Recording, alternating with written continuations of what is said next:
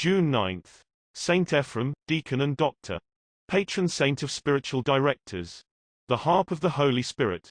The councils of Ephesus in 431 and Chalcedon in 451 ended a centuries-long scorpion dance. Bishops, theologians, and scholars from Egypt to Syria had long circled one another with suspicion, stinging their enemies with sharp words and pointed tongues. Did Jesus Christ have one or two natures? If two natures, were they joined in his will or in his person? If united in his person, at conception, was he one person or was he two? Smart, educated men defended every shade of every subtlety of every complex question with all of their considerable skill. The answers hacked out at Ephesus and Chalcedon, whose hurly-burly political intrigues were less than inspiring, answered the relevant questions definitively, establishing orthodox teaching for all time. The theological language coined during those 5th-century debates is still familiar to the Church today: hypostatic union, monophysitism, theotokos, etc. Today's St. Ephrem was active a century prior to the great conclusions and clarifications of the 5th-century councils. Although Ephrem did not deviate from what later councils would explicitly teach, he used far different language to communicate the same truths, anticipating later teachings through poetry. St. Ephrem was a poet and a musician first and foremost. His language is more beautiful, compelling, and memorable because it is metaphorical. Exactness in words risks dryness. You can say that the average density of the air in the ship's hull eventually equaled the average density of the surrounding water. Or you can say that the ship sank like a stone to the ocean floor.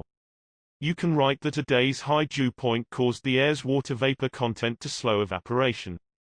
Or you can write that it was so hot and humid that people melted like candles. The Church can teach that we eat Christ's body and blood in the Holy Eucharist. Or we can speak directly to Christ with the poet Ephrem and say, "In your bread hides the Spirit who cannot be consumed, in your wine is the fire that cannot be swallowed. The Spirit in your bread, fire in your wine, behold a wonder heard from our lips." The councils of Ephesus and Chalcedon taught that the one person of Jesus Christ united in himself a fully divine nature and a fully human nature from the moment of his conception. St. Ephrem wrote, "The Lord entered Mary and became a servant, the Word entered her and became silent within her, thunder entered her and his voice was still, the shepherd of all entered her and became a lamb." Poetry, metaphor, paradox, images, song, and symbols. These were tools in St. Ephrem's nimble hands.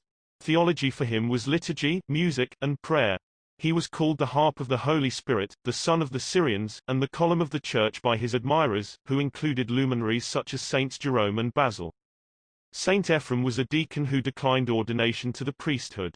He lived radical poverty, wearing a patched and dirty tunic. He had a cave for his home and a rock for his pillow. Ephrem founded a theological school and was deeply involved in catechesis through preaching, liturgy, and music. He died after contracting a disease from a patient he was caring for.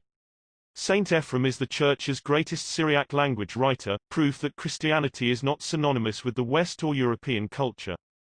Ephrem's world thrived for centuries with its own unique Semitic identity in today's Syria, Iraq, Iran, and India.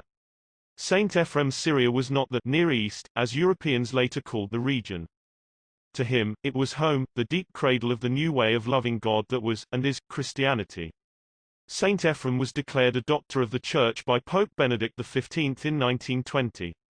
St. Ephrem, you wrote tenderly and lovingly about the truths of our faith. Help all Christian artists to stay true to the truth and to communicate Jesus Christ to the world through beauty, music, and images that raise the mind and lift the heart to God Himself.